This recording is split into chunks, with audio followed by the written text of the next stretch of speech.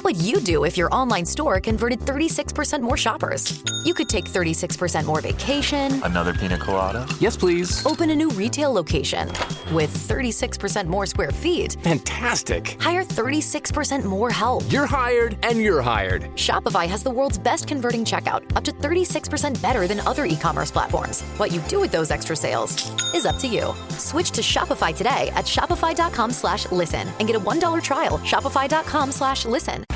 Jim Rome takes on sports. I will always have a complicated relationship with this game, but people evolve. So do sports. Do not make me regret this. Do not make me devolve back to that guy that so many clones wish that I still was. And do not embarrass the entire country. Now, I can go back. I can get there fast. Lose tonight, and you got a real problem. Do not blow it. The Jim Rome Show podcast. You've been warned. Follow and listen on your favorite platform.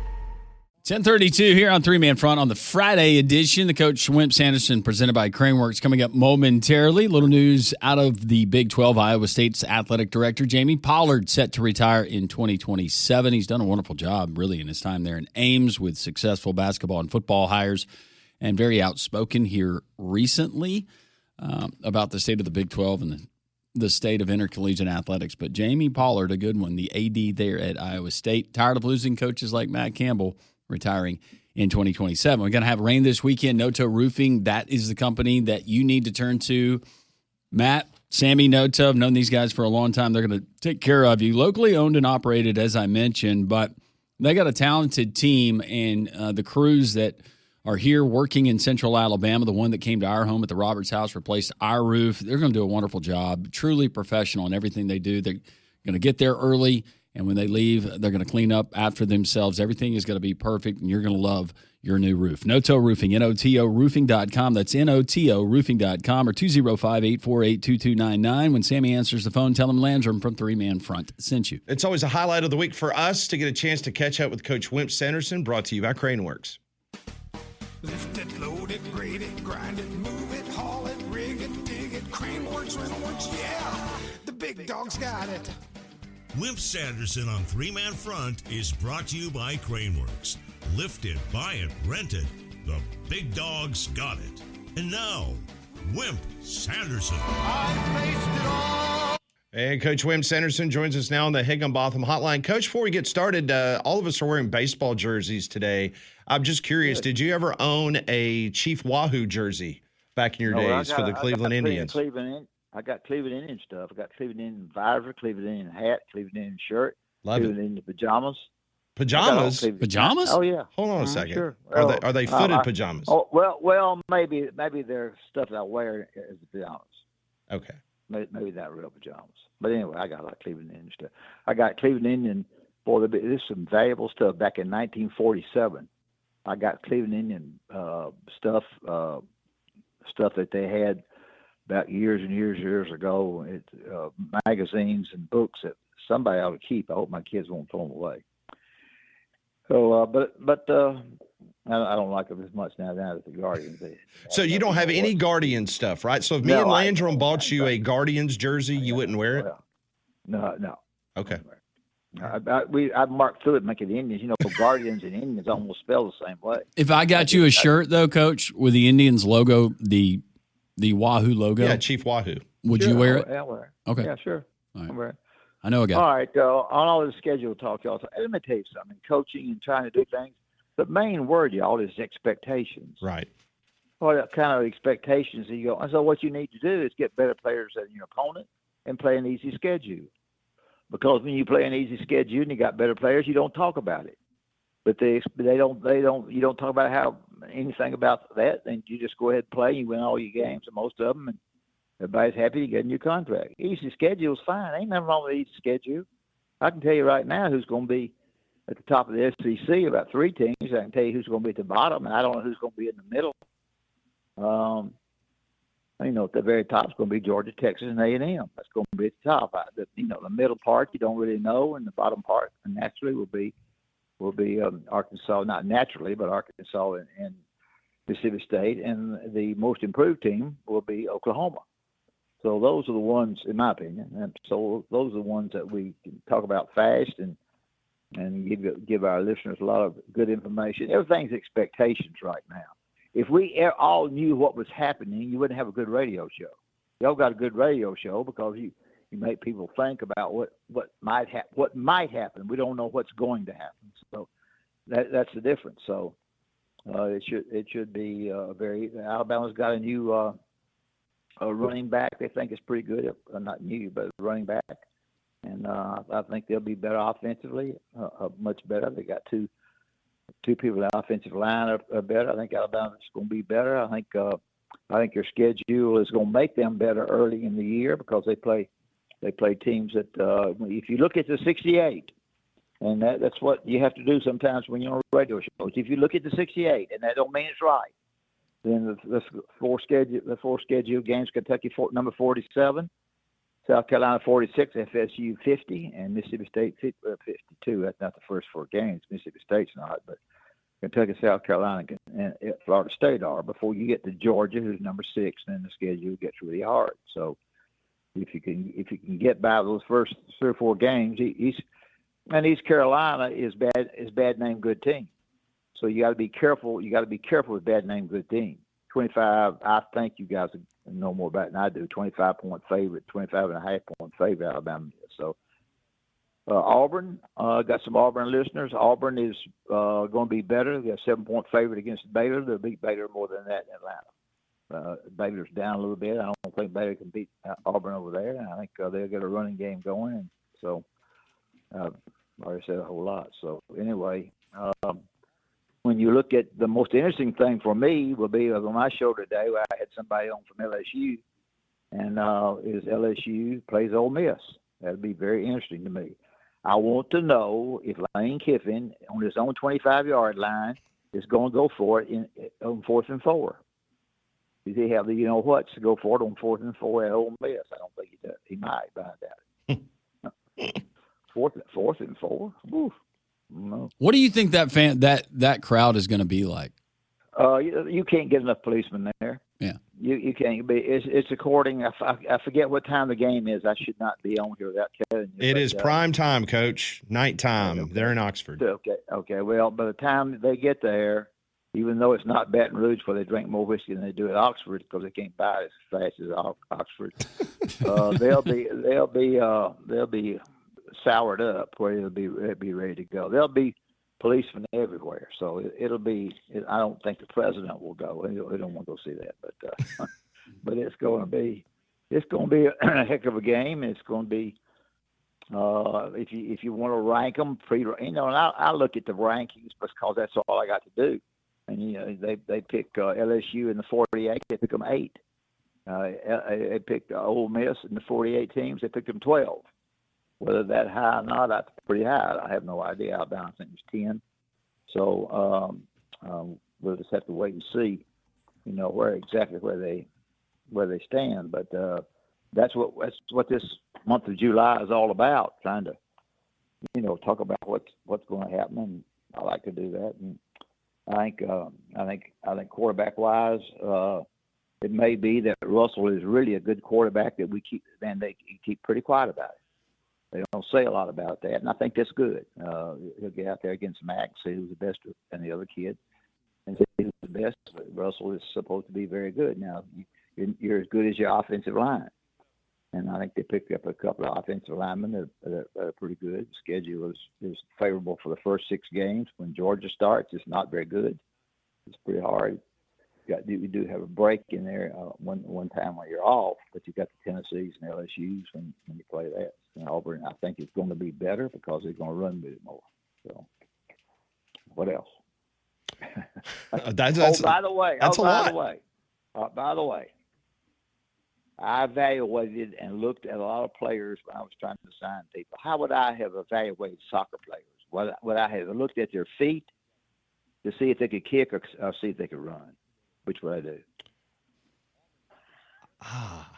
Well, I go running. I'm trying to get on. I go running, Coach. I'm going to go soccer. I mean, I'm going to go them kicking, and the reason why is because hand-foot coordination. I mean, eyes and foot coordination. Yeah. One is saying, I'm the head soccer coach. I'm sending you 2 guys out. So one of you, Andrew's saying, I'm going with speedsters. He's going with speed. Now, Pat's going with something else. He's going with feet. That's right. I'm going. I want to see how hard you can kick the ball. Well, I'm one of us going to get fired if I'm going to pick out the one that got me the best player. So I'll have to give me another coach. Because one of them came in and said feet, and the other one said running ability. Yep. What about? I want Congo-like speed, like we saw from that team from the Congo. What about fat guys? What about fat guys? Well, I'm not talking about. I know you don't want fat goalies, but do you? How many players are on the team? 7? No, a little bit more than that, Coach. It's 11. How many? 11? 11. Yeah. 11 players on each team? Yes. I thought it was 7. No, it's 11. Now, it might be 7 down at your local park if you drive by there and they're playing. That's a lower classification. They play 7 on 7. No, I thought I counted them on 9. I thought it was just 7. Of course, I can't count after 6. So we played like there were only 7 people out there, Coach. It seemed like Belgium had like 20 out there, and we had 5. Yeah, Belgium was darn good. Yeah, they were good. But it's 11 on 11, Coach. Yeah. Okay. And how to if you go out and to evaluate people in your country, I guess you have to get them out of your country, don't you? You can't go to another country and bring them into your country, can you? I mean, as long as you can get a visa. Yeah, I think you can. That's a good. I think that's a pretty good question. Can you go to another country and get a guy to come to your country? Can you? I would say it's a little bit more difficult these days, Coach, than it was 4 years ago. Yeah. Well, I hope somebody calls in after I hang up, tells me whether I can go from, it's because some people they don't know they don't know where the other country. They don't even know about it. So, listen, a couple of weeks ago, you told us that you weren't going to watch a lot of it. I mean, and just because of the scheduling. But I mean, what was your overall impression of the United States? Coach, you've heard it for the majority of your life, just like we have, that the U.S. soccer team was on the cusp of becoming the greatest sport in our nation, and we keep falling flat on our face on this men's team. I mean, what did you think of their performance? I think they played hard. I just don't think they were as good. They made a bad mistake in that game. I didn't see that mistake. What was the mistake they made in that game? Well, the goalie made a couple of them. Goalie came out and yeah, that's what he whiffed. What happened there? He whiffed, and he had come way out of the box, and it was an easy goal for them because nobody was back. Okay. Well, we played more defensive, Coach. Based on me and Landrum being experts now in soccer, we did not think we attacked well enough. Well, I think you play too much at midcourt. I think you got to get the ball down there and kick the crap out of it. Get in the paint, Coach. You got to get in the paint to your get bigs it down to the post. And tell him don't dribble, don't put the ball on the floor. Go up with it. Well, I don't know what the paint is in that soccer crap, but it's just that box, right? Yeah, I think that's what it would be. That's what I call it. And your goalie's got to be good. Yeah, you can't have no dog goalie. No, and no 6'7", 6'8", like a good wing. As Coach said, you can't have a fat goalie. No wingspan though, Coach. Okay. Well, the other game the other night they had a kickoff to see who won. Yeah, you knew that, didn't you? On the kicks. Yeah, on the kickoff, and it went 4 times for somebody won. I think didn't it? On the kickoff. Yeah. Both they both did a good job for about 3 kicks each, and then fourth kick somebody won. Is that correct? It's the best out of 5 out of your 5 kicks, and then you alternate players. All right, now after 5, what do you do then? I have no idea. Okay. Well, you can't.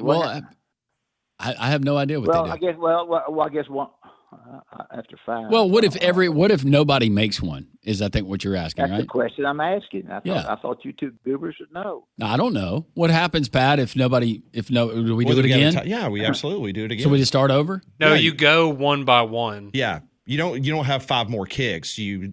I guess it's until you make one and the other team misses it. Yeah, it seems pretty silly to me, Coach. Yeah, well. I think they should just keep playing like nonstop. Yes. Well, I think if I were one of those countries, that's how you decide. I would find out the best player in the other countries, and I would fly my assistant over there and get them, steal them, and bring them to my country. That's what I do. There's anything wrong with that. To come? No, not at all. If you got you can't take them against their will, but yeah. Well, not against their will, but if you got enough jacket, it won't be against their will. This is true. Against their will. I'm not coming to your country. You know, how about a couple of me? I'll be there tomorrow. Yeah. That's the way that goes.